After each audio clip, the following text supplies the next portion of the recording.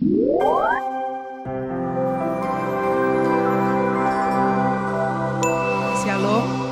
salam damai sejahtera di dalam kasih Tuhan Yesus Kristus. Saya ingin menyambut Bapak Ibu Saudara yang mungkin baru pertama kali boleh hadir beribadah di gereja Happy Family Center. Jika ada, dengan hormat boleh saudara angkat tangannya. Nanti dari Asyir akan memberikan love gift, kenang-kenangan buat Bapak Ibu Saudara yang baru pertama kali hadir. Ada yang baru pertama kali hadir? Puji Tuhan. Bapak Ibu Saudara, hari-hari ini kita lihat sering hujan ya, biar kita berhati-hati. Kemarin saya mendengar di salah satu member ABA ya, Ayo Baca Alkitab. Seorang pemuda berusia 21 tahun tergelincir saudara ketika menolong seorang anak ya kena arus banjir yang sangat deras. Tuh dia mau menolong, dia terbawa arus itu dan meninggal dunia. Ya, jadi ada banyak sekali hal-hal yang kita tidak pernah tahu. Bapak Ibu Saudara, sebelumnya ibunya ya, jadi mereka ada suami istri yang punya anak usia 21 tahun hanya satu. Tetapi saudara setelah mengikuti Ayo Baca Alkitab ya, Tuhan berkati hidup mereka, istrinya setelah 21 tahun baru hamil lagi, bayangkan ya. Sampai suaminya rasa heran, aduh udah tua gini kok istriku hamil lagi. Ya, jadi saat ini kandungan istrinya 6 bulan, bayangkan. Ya, syok juga ini kok. Punya anak satu ya, 21 tahun meninggal. Sementara ada janin di dalam kandungan berusia 6 bulan. Tadi pagi sekali saudara ketika saya juga mempersiapkan diri, saya juga membaca satu berita kehilangan. Ya. Seorang istri saudara usia belum 40 tahun ya, mungkin masih 30-an. Dia berkata, panggil saya Ai, Ai tolong doakan saya kehilangan suami saya. Hah? Saya tanya maksudnya apa? Ya, hilang gak pulang atau apa? Lalu dia berkata suami saya meninggal dunia. Waduh, kaget sekali, langsung saya telepon saudara ya, saya bilang gimana, sakit apa? Enggak sakit apa-apa. Jam 4 pagi tiba-tiba saja suaminya yang juga masih muda, jemaat yang setia di Embong Sawo, selalu hadir di ibadah yang kedua ya, meninggal dunia.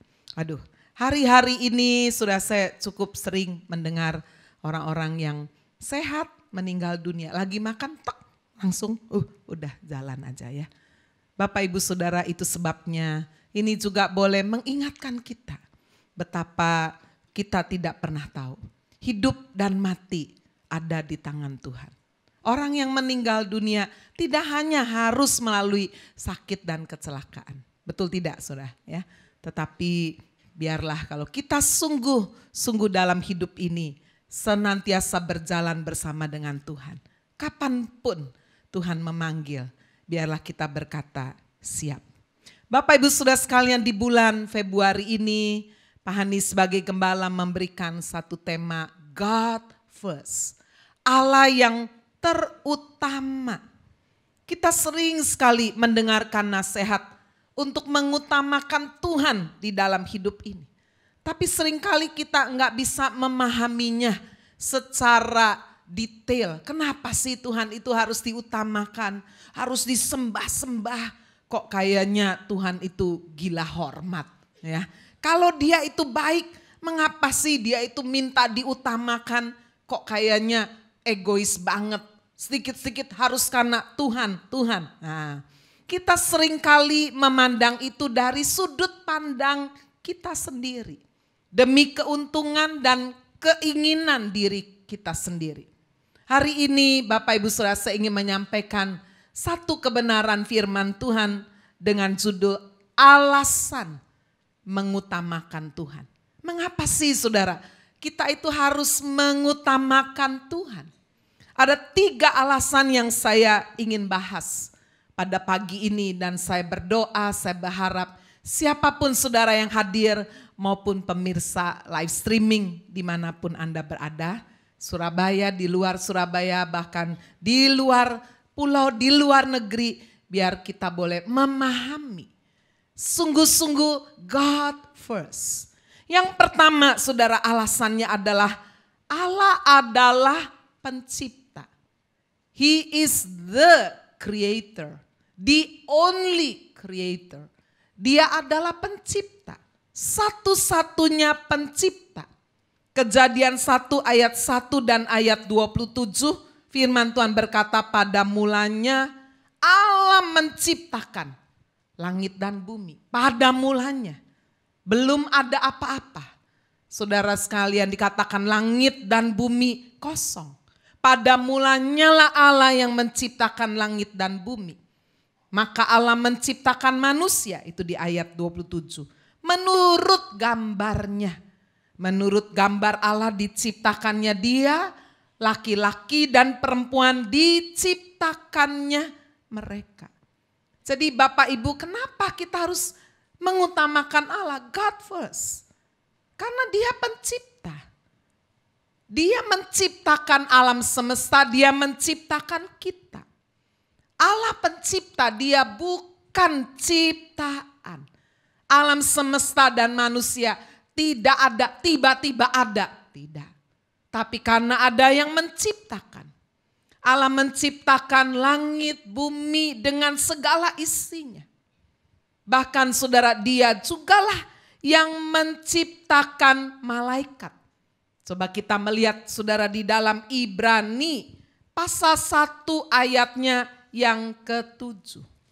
Saudara-saudara sekalian, malaikat Allah juga diciptakan oleh Allah. Coba kita baca firman-Nya. Demikian firman Tuhan, dan tentang malaikat-malaikat ia berkata, yang membuat malaikat-malaikatnya menjadi badai dan pelayan-pelayannya menjadi nyala api. Iya, yang membuat malaikat-malaikatnya, malaikat-malaikat Tuhan menjadi seperti badai, pelayan-pelayannya seperti nyala api. Tuhan yang ciptakan. Dan di antara malaikat-malaikat yang diciptakan, ada yang memberontak. Ada yang jatuh saudara, itulah Lucifer. Lalu membawa sepertiga malaikat ciptaan Allah jatuh juga saudara. Dan itulah kemudian kita kenal menjadi iblis dengan pengikutnya. Bapak Ibu Saudara sekalian, Allah lah yang menciptakan manusia. Lalu bagaimana dengan Yesus Kristus? Yesus Kristus bukan ciptaan. Inilah saudara yang ingin dicoba untuk boleh diselewengkan oleh bidat-bidat, oleh penyesat-penyesat, oleh agama-agama sudah yang kelihatannya sepertinya membawa kitab yang sama. Tetapi pengenalan Kristus itu sangat menentukan sekali. Yesus Kristus bukan awal dari ciptaan. Dia adalah pencipta. Wahyu 1 ayat 8 kita membaca bagaimana dia ada sebelum segala sesuatu ada, dia sudah ada. Aku adalah Alfa dan Omega, firman Tuhan Allah, yang ada dan yang sudah ada dan yang akan datang, yang maha kuasa. Pernyataan ini didengar oleh Yohanes, murid Tuhan Yesus di Pulau Patmos. Ketika dia sudah menjadi tua, saudara, dia dibuang di Pulau Patmos dalam keadaan matanya secara fisik sudah buta. Ya, dia tidak mau mengakui kaisar sebagai Tuhan. Itu sebabnya dia dipekerjakan saudara sebagai budak. Disitulah Tuhan membuka mata rohaninya. Dan dia melihat Yesus Kristus bukan sebagai bayi, bukan sebagai manusia yang ada di atas muka bumi. Dia sudah mati, bangkit, naik ke surga. Itu sebabnya Yohanes melihat Yesus di dalam wujudnya sebagai Tuhan, sebagai Raja, sebagai Hakim yang adil. Dan Yesus berkata, aku adalah Alfa yang pertama dan Omega yang terakhir. Aku ada sebelum segala sesuatu ada. Penting sekali Bapak Ibu pengenalan akan Yesus Kristus. Yohanes 1 ayat 1 firman Tuhan berkata, mulanya adalah firman. Firman itu bersama-sama dengan Allah dan firman itu adalah Allah. Ya. Saudara, walaupun Alkitab kita tidak pernah kita baca kata Tritunggal, tetapi esensi Tritunggal. Saudara-saudara sekalian, Allah yang satu hakikatnya ini. Benar-benar menyatakan dirinya sudah di dalam 3 pribadi. Allah Bapa. Saudara sekalian, dikatakan pada mulanya Allah menciptakan langit dan bumi. Bumi belum berbentuk dan kosong gelap gulita menutupi samudra raya.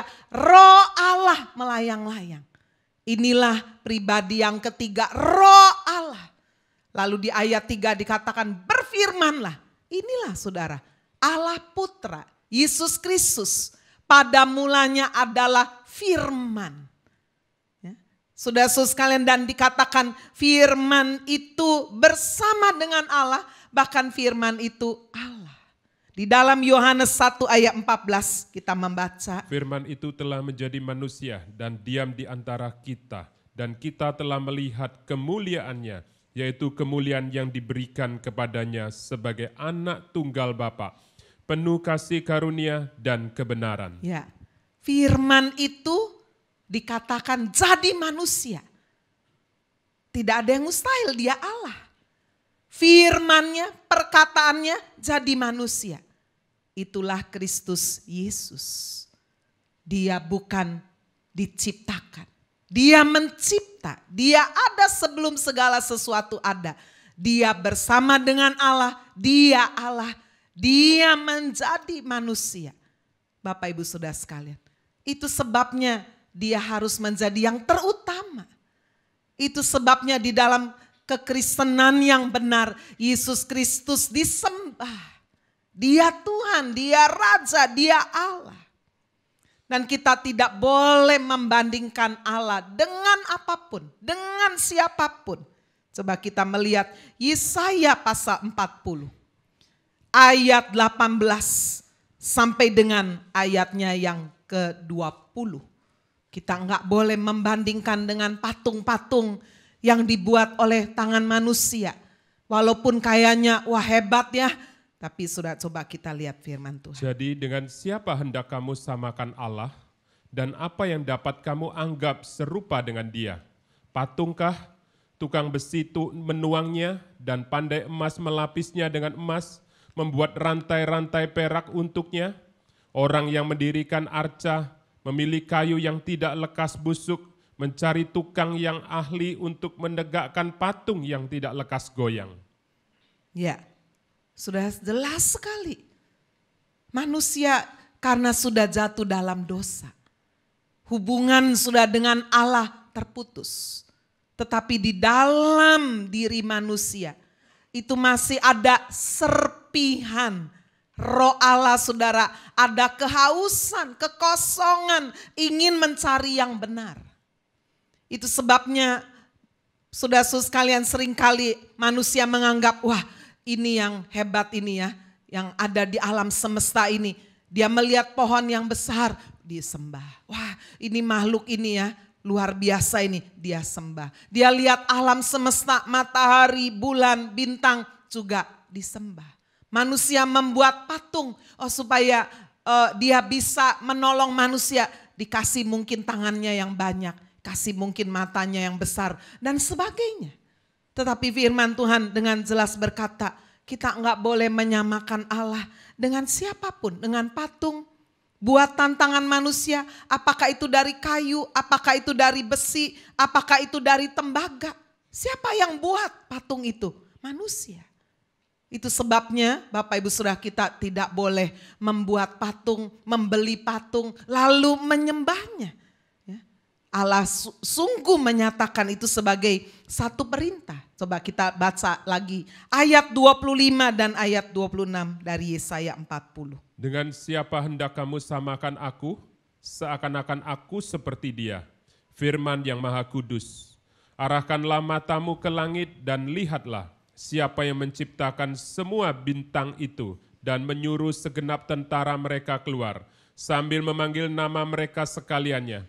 Satu pun tiada yang tidak hadir oleh sebab ia maha kuasa dan maha kuat. Ya, Kita tidak boleh menyamakan Allah bukan hanya dengan membuat patung-patung, saudara, tetapi juga dikatakan tidak boleh kita menyamakan Dia seakan-akan seperti ciptaannya alam semesta. Apakah itu matahari, bulan, bintang. Ya, firman Tuhan berkata, coba kamu arahkan ke langit. Siapa menciptakan semua bintang itu? Bapak Ibu, kalau malam hari kita lihat di langit yang begitu gelap hitam, menjadi begitu indah karena ada seperti diamond ya, karena ada seperti berlian itu kerlap-kerlip, kelihatannya kecil. Itu sebabnya dari kecil sampai sekarang masih ada lagunya, Bintang Kecil. Apakah betul kecil? Tidak, tapi karena begitu jauh. Berapa jumlahnya? Coba saudara hitung. Wah, tidak terhitung. Sampai sekarang ilmuwan saudara mengatakan jumlah bintang begini-begini terus tambah. Sampai yang terakhir saya dengar, wah sampai sekstiliun. Sekstiliun itu lebih dari triliun. Triliun itu nolnya berapa ya? 12 ya, miliar nolnya 9. Ini sekstiliun itu nolnya 21. Waduh, mungkin lebih lagi. Saudara, tidak terhingga. Siapa ciptakan itu? Ketika Allah memanggil katanya, satu pun tidak ada yang tidak hadir. Dia pencipta. Bapak Ibu, saya ingin Bapak Ibu betul-betul memahami dari hati. Sehingga kita tidak tergoda, kita tidak bilang begini, oh ini tradisi, oh ini peninggalan nenek moyang, kita harus hormati. Tetapi saudara, coba kita lihat apa kata firman ini. Apa kata Allah sendiri? Dia tidak mau disamakan, dia pencipta satu-satunya, tidak ada yang lain. Itu sebabnya kita bukan hanya tidak boleh membuat lalu saudara sekalian menyamakan, membandingkan Allah dengan buatan manusia. Tetapi saudara, Allah tidak mau kita menyembah apapun, menyembah siapapun selain Allah. Jangan ada Allah lain, jangan sujud menyembahnya. Keluaran pasal 20 ayat yang ketiga sampai dengan ayat yang kelima. Saudara, dengan jelas sekali ini satu perintah yang betul-betul saudara menjadi perintah di dalam 10 perintah Allah ini, perintah yang pertama. Coba kita baca. Jangan ada padamu Allah lain di hadapanku. Jangan membuat bagimu patung yang menyerupai apapun yang ada di langit di atas, atau yang ada di bumi di bawah, atau yang ada di dalam air di bawah bumi. Jangan sujud menyembah kepadanya atau beribadah kepadanya, sebab aku Tuhan Allahmu adalah Allah yang cemburu, yang membalaskan kesalahan bapa kepada anak-anaknya, kepada keturunan yang ketiga dan keempat, dari orang-orang yang membenci aku. Ya, jelas sekali. Jangan bikin patung menyerupai apa juga yang kelihatan di langit di atas. Ya, mungkin seperti burung-burung yang hebat, atau yang ada di darat, bahkan yang ada di laut, atau binatang-binatang yang kelihatannya imajiner, yang kelihatannya begitu menakutkan, begitu perkasa. Tuhan udah kasih tahu, jangan. Sebab aku Allah yang cemburu. Bukan berarti saudara dia hanya ingin kita fokus kepada Tuhan karena seperti yang tadi saya katakan, Allah itu kok gila hormat sih. Bukan. Tapi saudara tahu alasannya nanti. Bagaimana ketika ada yang lain, maka yang lain itulah yang sungguh sudah akan menyeret kita kepada kebinasaan. Itu sebabnya Allah dengan sangat tegas, garisnya sangat lurus sekali. Jangan ada ilah lain. Ilah lain itu saudara bukan hanya patung-patung atau dewa-dewi atau apapun saudara kita bandingkan. Kita tidak mendua. Itu sebabnya bukan hanya perzinahan secara rohani. Ada keyakinan yang lain, ada pegangan yang lain yang Allah tidak suka. Tetapi Allah juga memperingatkan saudara, satu gambaran di atas muka bumi ini adalah family, keluarga. Suami istri. Kenapa Tuhan gak senang sekali perzinahan? Karena ini satu gambaran.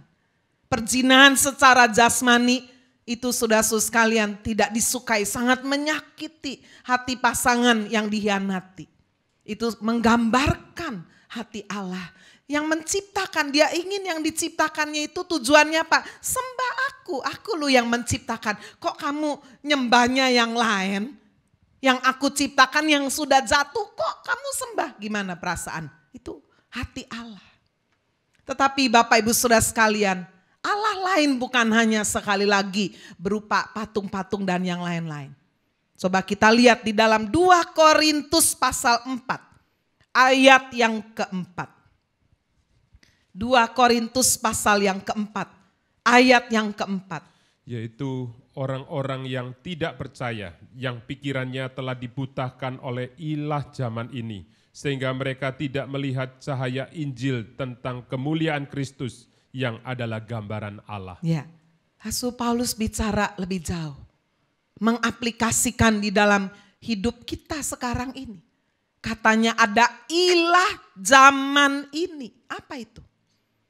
Bapak Ibu, kalau kita ingin memahaminya, kita nggak usah cari jauh-jauh, baca aja seluruh 2 Korintus pasal yang keempat, so akan ketemu. Apa yang dimaksud Paulus ilah zaman ini? Yang pertama saya menjumpainya ditulis di 2 Korintus 4 ayat yang kedua. Coba baca. Tetapi kami menolak segala perbuatan tersembunyi yang memalukan. Kami tidak berlaku licik dan tidak memalsukan firman Allah. Sebaliknya kami menyatakan kebenaran dan dengan demikian kami menyerahkan diri kami untuk dipertimbangkan oleh semua orang di hadapan Allah. Ya. Ilah zaman ini adalah perbuatan daging.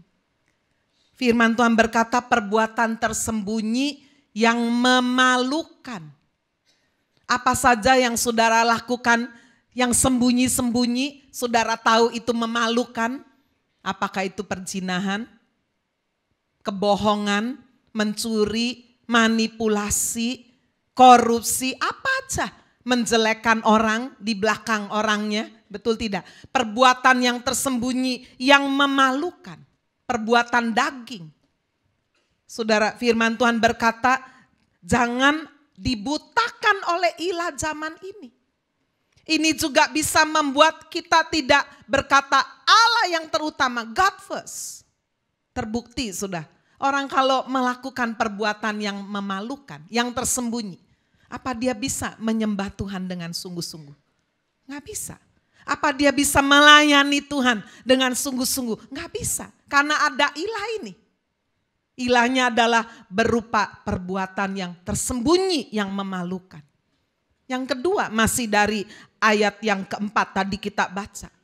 Ilah zaman ini dikatakan saudara adalah yang memalsukan firman Allah. Firman Allah atau pengajaran-pengajaran yang dipalsukan. Ideologi-ideologi, keyakinan manusia, apakah itu kepercayaan nenek moyang, mitos. Ya, sering saya dengar orang Kristen berkata begini, ya kita Kristen sih Kristen, tapi ya gimana ya percaya enggak percaya lu, itu beneran lu, ya. Waduh, itu mati lagi, jangan-jangan itu diseret-seret tuh sama yang mati itu. Wah ya, mulai kita menghubung-hubungkan. Makanya kalau ada orang yang mati itu, ya, mau masukkan jenazahnya ke dalam lahat itu, kita jangan lihat. Itu bawa sial itu. Waduh, macam-macam dihubung-hubungkan. Wah ini kayaknya gak seneng ini ciong ini. Sionya ini ciong, jangan datang ya. Wah. Saudara, kita udah Kristen, percaya bahwa Allah menciptakan, Allah mengasihi kita, tapi masih ada ilah lain. Masih ada ideologi-ideologi, masih ada mitos-mitos yang lain. Saya sering sekali melihat hotel-hotel nggak berani saudara bikin lantainya ada lantai 4. Kan kita nggak bisa kan ya, 1, 2, 3 ya pasti 4. Tapi liftnya nggak mau tulis 4. Ya, jadi 1, 2, 3 tiba-tiba 5. Loh lantai 4-nya mana? Oh nggak ada yang mau. Sebab lantai 4 itu Tionghoanya cungwennya Pak, se gitu ya hampir sama. Ya. Lantai 4 nanti mati nih sial. Apalagi 5, 6, 7, 8, 9, 10, 11, 12. Tiba-tiba 14 juga nggak mau lagi ya. Tiba-tiba 15. Kenapa apa? 13 sial. Siapa sih sudah yang mulai bilang 13 itu sial? Coba. Kalau diusut-usut, siapa ini orang begitu hebat ya, sampai bikin mitos 13 itu angka sial. Padahal saudara kalau punya uang 1 juta kurang 13 perak yang gak jadi 1 juta kan. Betul tidak? Bapak Ibu Saudara. Semua ini dibuat untuk menakut-nakuti. Bapak Ibu Saudara, Tuhan mau betul-betul gak ada ilah lain. Termasuk kepercayaan, ideologi, mitos. Katanya begini, kalau rumah tusuk sate, rumah deket ini. Aduh, lalu sebetulnya tujuan iblis itu untuk apa? Membuat saudara itu takut. Betul tidak? Takut. Lalu kita menghubung-hubungkan, oh pantesan ini, usaha saya gak laku ini. Ya, kalau kita lihat jalan saudara ada satu rumah bolak-balik dikontrakin. Ya, untuk bikin restoran. Bu heran lu Bu, ini bikin usaha di sini apa aja pasti tutup, pasti nggak laku. Sial ini, nggak ada yang mau. Mestinya jual ke gereja aja lah ya, atau kasih gereja pasti laku saudara. Kenapa Bapak Ibu? Karena memang betul-betul ketika manusia mempercayainya, iblis juga menaruh sudah kekuatannya, kutuknya, kuasanya. Soalnya kita nggak boleh bermain-main. Iblis pun punya kekuatan, punya kuasa. Tetapi kalau kita mempercayai bahwa kekuatan iblis itu tidak bisa sudah dihancurkan oleh kuasa Allah, ya udah terjadilah benar sial, benar bangkrut, benar mengalami kecelakaan dan sebagainya. Inilah dikatakan saudara, kita dibutakan oleh ilah zaman ini. Oleh pengajaran yang palsu. Itu sebabnya Tuhan mau kita terus-menerus lapar dan haus untuk belajar firman. My people perished because lack of knowledge. Umat Tuhan bisa binasa karena kurang pengetahuan firman. Itu benar saudara. Apalagi sudah ilah zaman ini. Coba baca 2 Korintus pasal 2. Ayat yang ke-5 dan ayat yang ke-7. Tetapi jika ada orang yang menyebabkan kesedihan, maka bukan hatiku yang disedihkannya, melainkan hati kamu sekalian, atau sekurang-kurangnya, supaya jangan aku melebih-lebihkan hati beberapa orang di antara kamu. Ayat 7, sehingga kamu sebaliknya harus mengampuni dan menghibur dia, supaya ia jangan binasa oleh kesedihan yang terlampau berat. Ya, 2 Korintus 4 ayat 5 dan ayat 7, bukan pasal 2. Sebab bukan diri kami yang kami beritakan, tetapi Yesus Kristus sebagai Tuhan, dan diri kami sebagai hamba-Mu karena kehendak Yesus. Ayat 7. Ayat 7, tetapi harta ini kami punyai dalam bejana tanah liat, supaya nyata bahwa kekuatan yang melimpah-limpah itu berasal dari Allah, bukan dari diri kami. Iya, coba baca ayat 2 Korintus 4 ayat 5, ayat 7 ini. Apa sudah? Ini bicara ilah lain ini apa? Keakuan. Egoisme. Ya. Inilah ilah zaman sekarang yang membutakan. Kalau hidup kita terfokus sama diri sendiri, egois, posesif, punya suami, aduh ya boleh sih kita sayang, tapi kita miliki, punya istri, waduh ya.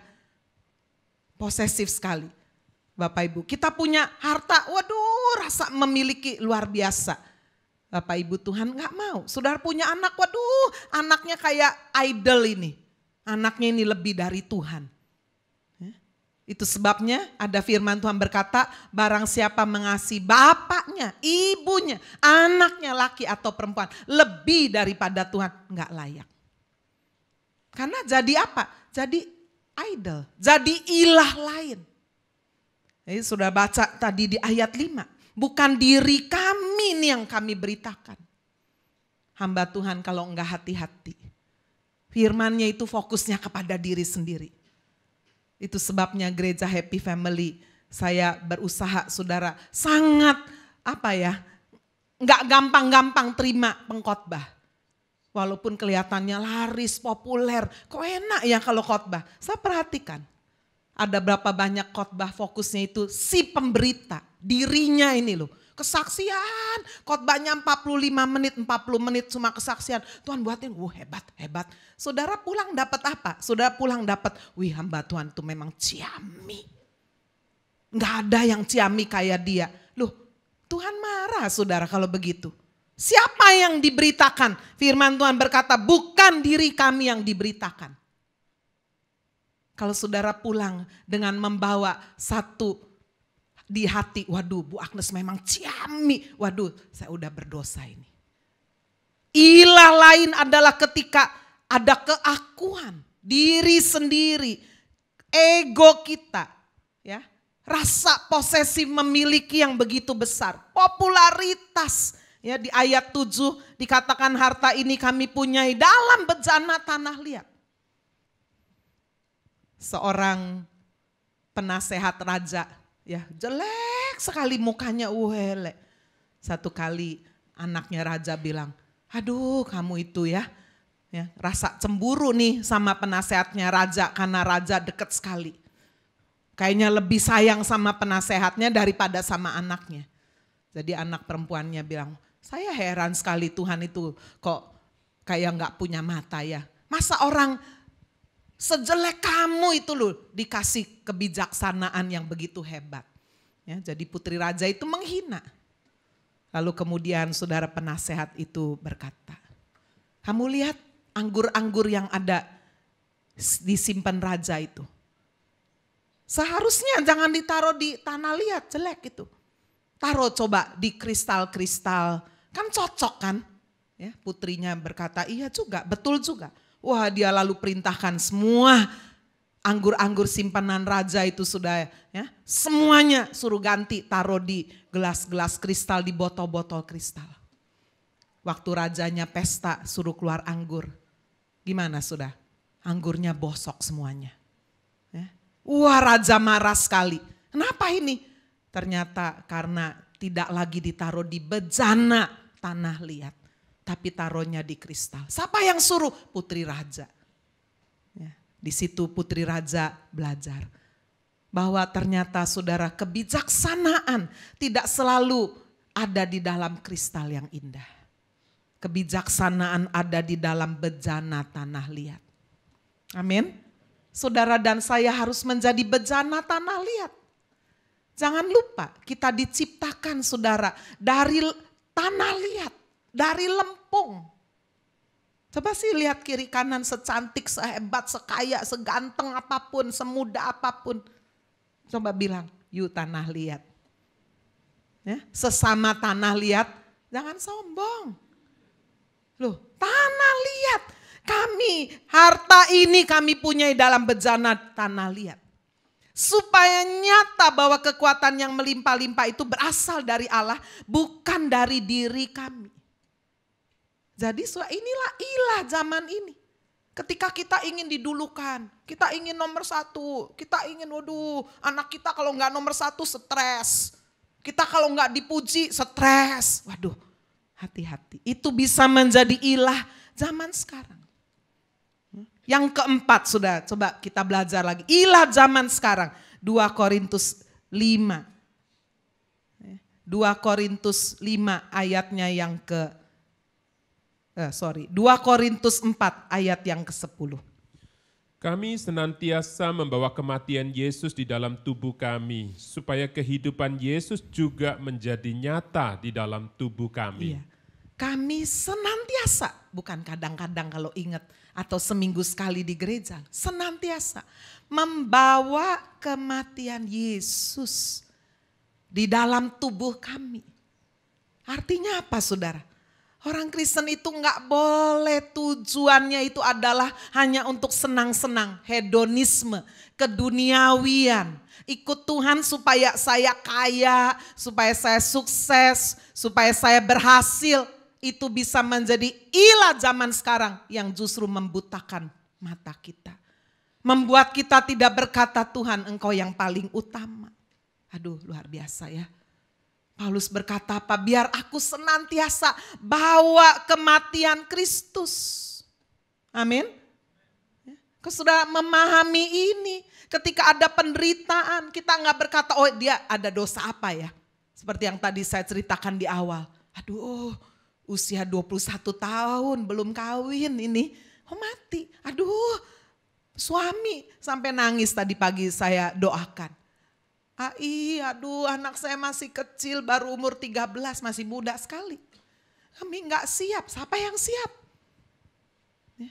Tetapi saudara, kalau kita menyadari bahwa Allah yang terutama, ada hal yang kita nggak mengerti, misteri.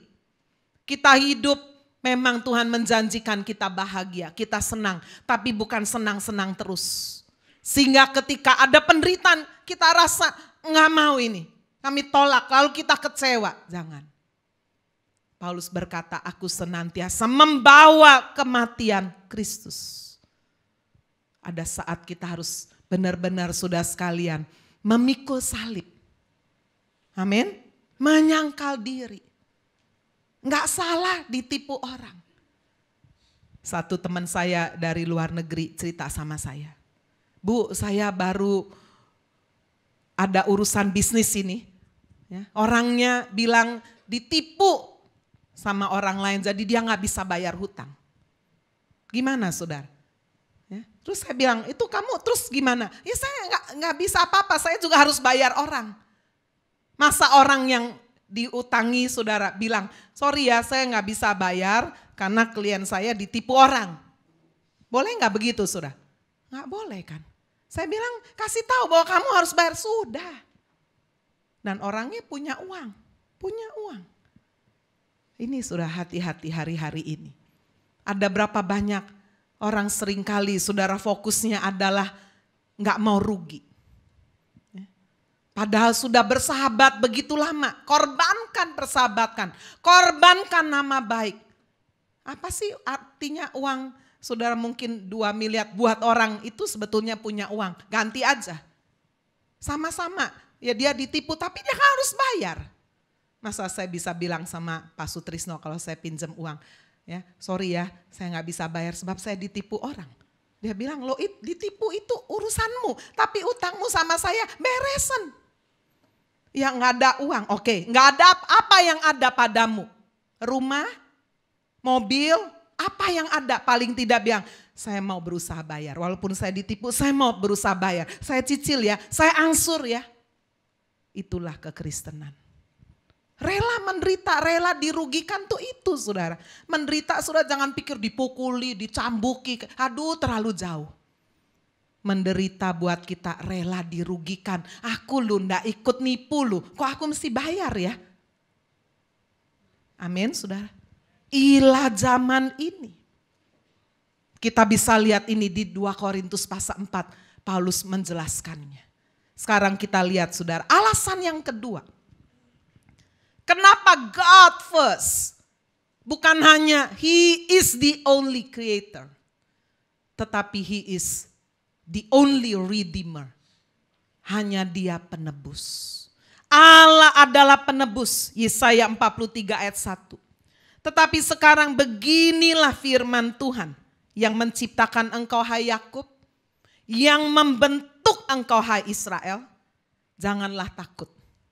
Sebab aku telah apa saudara? Menebus engkau. Jadi saudara, ide penebusan itu bukan tiba-tiba Allah muncul sebagai satu ide. Waduh gimana ini ya, manusia jatuh dalam dosa lalu ada ide dadakan. Tidak. Sudah suskan itu sudah ada di dalam pikiran Allah. Jangan takut sebab aku telah menebus engkau. Aku telah memanggil engkau dengan namamu, engkau ini kepunyaanku. Allah menebus saudara, untuk apa? Untuk menjadi penyelamat, juru selamat. Coba kita baca Yesaya 43 ayat 11 sampai dengan ayat 12. Akulah Tuhan dan tidak ada juru selamat selain daripadaku. Akulah yang memberitahukan, menyelamatkan dan mengabarkan, dan bukannya Allah asing yang ada di antaramu. Kamulah saksi-saksiku, demikianlah firman Tuhan, dan akulah Allah. Ya, aduh jelas sekali. Firman Tuhan berkata apa? Aku Tuhan. Tidak ada juru selamat yang lain. Pak Petrus berkhotbah sudah dibawa urapan Roh Kudus, dibawa kolong langit. Tidak ada nama lain di mana manusia bisa diselamatkan kecuali di dalam nama siapa? Tuhan Yesus Kristus. Itu sebabnya kalau saudara berdoa, sebut di terakhir itu dalam nama Yesus Kristus. Jangan cuma terima kasih ya, amin. Loh, atas apa ini? Allah yang mana ini? Tuhan yang mana? Di dalam nama Tuhan Yesus Kristus. Allah memilih hanya satu cara, enggak dua cara. Banyak jalan menuju Roma, betul. Tapi hanya ada satu jalan menuju surga. Yohanes 14 ayat 6, akulah jalan, kebenaran, dan kehidupan. Tidak ada seorang pun sampai kepada Bapa kalau tidak melalui aku.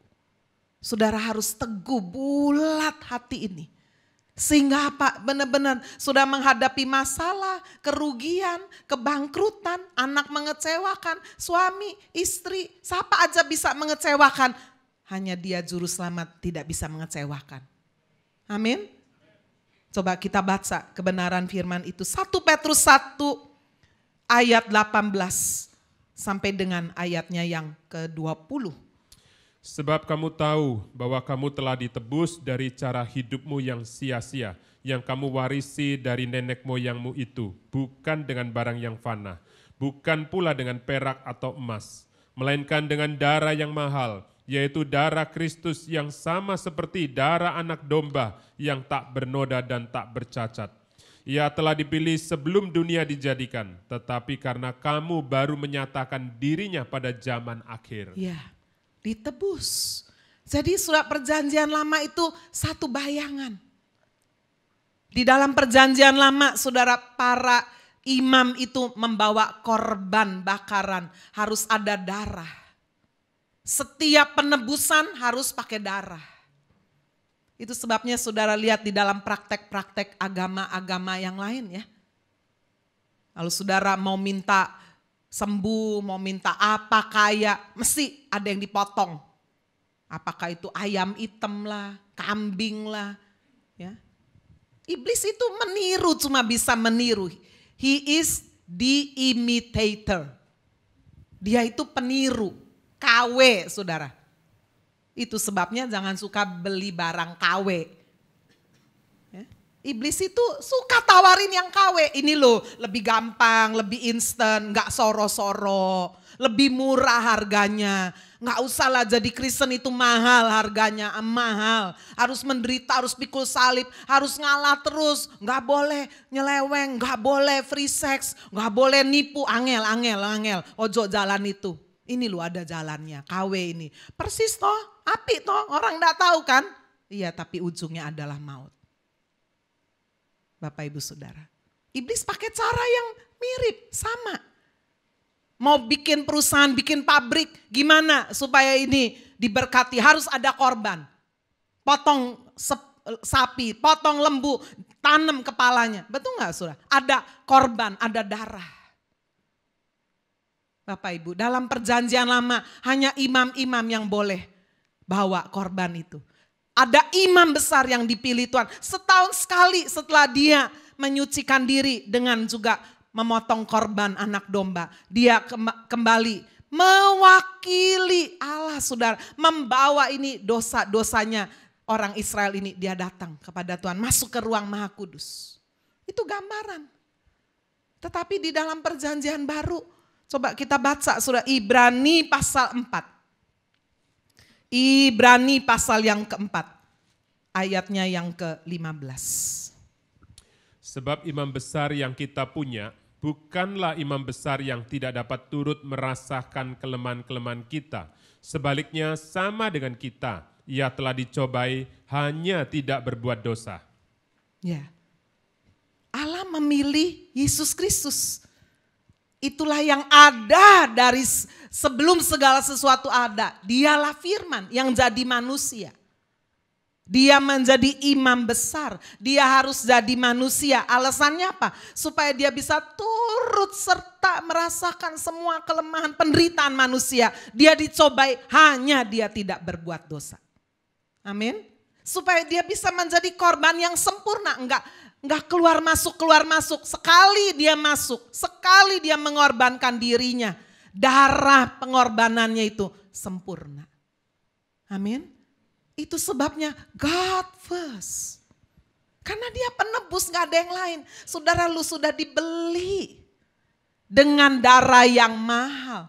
Itu sebabnya Yesus harus menjadi yang terutama. Kita bukan milik kita sendiri. Paulus memahami betul, aku ini bukan aku yang lama lagi. Di dalam diriku adalah Kristus yang hidup di dalam diriku. Amin. Karena dia memahami, sudah dibeli cash, tunai.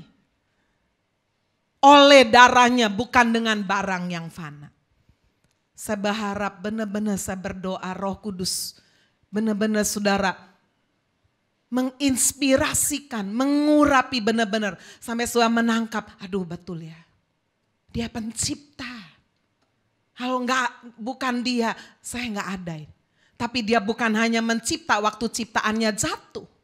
Dia tidak buang begitu aja. Dia menebus, dia rela. Serahkan hidupnya, nyawanya, darahnya. Sungguh dia harus yang menjadi terutama. Yang ketiga, yang terakhir. Allah adalah pemberkat sejati. Baca Yohanes pasal 10, ayat 10 dan ayat 28. Yohanes pasal 10, ayat 10 dan ayat 28. Pencuri datang hanya untuk mencuri dan membunuh dan membinasakan. Aku datang supaya mereka mempunyai hidup dan mempunyainya dalam segala kelimpahan. Ayat 28. Dan aku memberikan hidup yang kekal kepada mereka. Dan mereka pasti tidak akan binasa sampai selama-lamanya. Dan seorang pun tidak akan merebut mereka dari tanganku. Amin, saudara. Dia pemberkat yang sejati. Iblis itu dikatakan pencuri, datang hanya untuk mencuri. Saudara, mencuri iman kita. Membunuh. Saudara-saudara, membunuh kepercayaan kita. Tuhan gak baik. Buktinya saya udah sungguh-sungguh, kok anak saya mati. Buktinya saya udah berkorban, kok perusahaan saya bangkrut. Wah, macam-macam kan. Kok dia sakit gak sembuh-sembuh? Hati-hati. Iblis itu senangnya membunuh, saudara. Membunuh kepercayaan, trust kita kepada Tuhan. Kasih keraguan. Sampai akhirnya dia bisa membinasakan kita. Udah gak gereja-gereja lagi, gak mau. Bapak Ibu Saudara, tetapi firman Tuhan berkata, aku datang. Yesus datang supaya memberikan hidup yang berkelimpahan. Tapi saya merindukan Bapak Ibu kalau bicara hidup berkelimpahan itu. Jangan cuma ujung-ujungnya UUD, duit terus yang dipikir itu. Banyak sekali hamba Tuhan khotbah ini, saudara, ujungnya adalah diberkati uang. Akhirnya ketika uang gak datang kecewa, cari lagi ilah yang lain. Cari lagi, kembali lagi kepada agama lain. Enak yang dulu, aku dulu suki, gak ada masalah. Sekarang Kristen ini loh banyak masalah. Karena apa? Allah tidak menjanjikan ujung-ujungnya melulu uang. Tapi di ayat yang ke-28, inilah hidup berkelimpahan. Yaitu hidup yang kekal. Pasti dikatakan tidak binasa selama-lamanya. Seorang pun tidak akan bisa merebut mereka dari tanganku. Amin, saudara. Pencuri adalah iblis. Malaikat yang sudah jatuh di dalam dosa.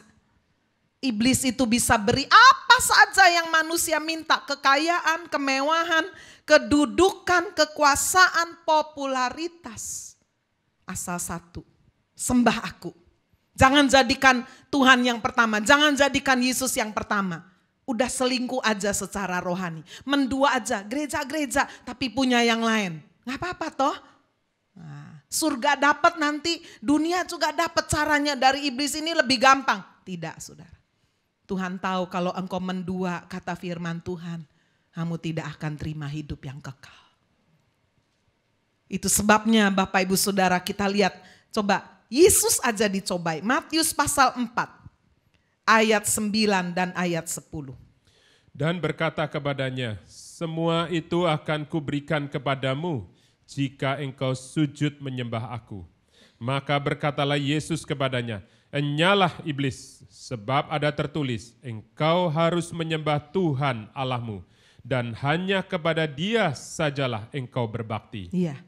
Iblis bisa tantang Yesus, kamu sembah aku sekali aja. Semuanya yang kamu lihat kekayaan dunia, aku berikan. Saudara jangan aneh. Karena waktu iblis dijatuhkan, kuasa dunia ini diberikan. 1 Yohanes 5 ayat 19 sampai dengan ayat 21. Kita tahu bahwa kita berasal dari Allah dan seluruh dunia berada di bawah kuasa si jahat.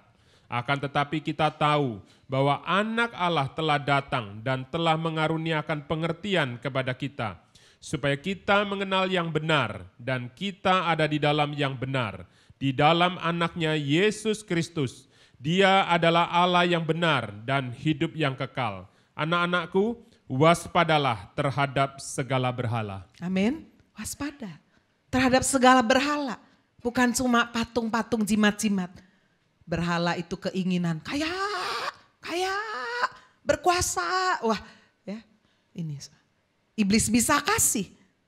Tetapi saudara, dia ingin menukarkan itu dengan menggeser kedudukan Allah dalam hidup saudara tidak menjadi yang terutama. Yang terakhir, Allah memberikan yang utama dulu. Kebenaran, keselamatan, baru bonusnya. Matius 6 ayat 33 berkata, carilah dulu kerajaan Allah dan kebenarannya. Semuanya akan ditambahkan. Ya, iblis bilang apa? Sembah dulu aku, baru semuanya kasih. Niru toh. Betul tidak sudah? Sembah aku aja sekali. Tapi kalau Tuhan bilang apa? Cari dulu. Lebih susah mana? Saudara nyembah sekali sama cari dulu. Susah mana? Hah? Susah cari kan? Makanya iblis selalu tawarin yang gampang-gampang. Allah berkata cari dulu kerajaan Allah dan kebenarannya. Roma 14 ayat 17 berkata kerajaan Allah bukan soal makan, minum. Tapi soal kebenaran. Soal kebenaran. Damai sejahtera dan sukacita oleh Roh Kudus. Mengikut dan melayani Tuhan saudara bukan supaya diberkati. Saya mau melayani Tuhan supaya lebih diberkati. Salah. Saudara nanti melayani Tuhan. Loh kok aku melayani malah rugi nih ya. Loh malah sakit ini. Wis, makanya jangan melayani teman-teman. Ojo, sial. Hati-hati Bapak Ibu. Melayani Tuhan itu bukan supaya kaya, bukan. Tapi karena kasih kita kepada Kristus. Kita berhutang nyawa gak bisa bayar dengan apapun. Amin. Hutang darah gak bisa bayar. Tuhan aku mau berterima kasih. Tapi saudara jangan berpikir bahwa Tuhan gak bisa memberkati kita. Tuhan berkuasa. Memberi bonus berkat di bumi dan hidup kekal. Saudara harus pemikirannya begini, hidup kekal aja yang iblis gak bisa kasih, yang guru manapun orang sesaleh apapun gak bisa kasih. Hanya Yesus bisa kasih, masa berkat yang di bumi gak bisa? Amin, dia sanggup. Cuma Tuhan mau kita ketemu dulu yang benar. Baru saudara sekalian, dia memberikan yang lainnya, bonusnya kepada kita. Saya berdoa, saya sangat berharap. God first. 3 alasan ini benar-benar menguasai, memenuhi pikiran saudara, hati saudara. Tuhan engkau pencipta, satu-satunya. Engkau penebusku yang hidup. Engkau juga pemberkat yang sejati. Kalau hidupmu yang satu itu engkau berikan sampai aku terima hidup kekal. Aku percaya berkat kebahagiaan, keberhasilan, kesehatan, Tuhan juga sanggup memberikannya. Amin. Tuhan Yesus berkati kita semua.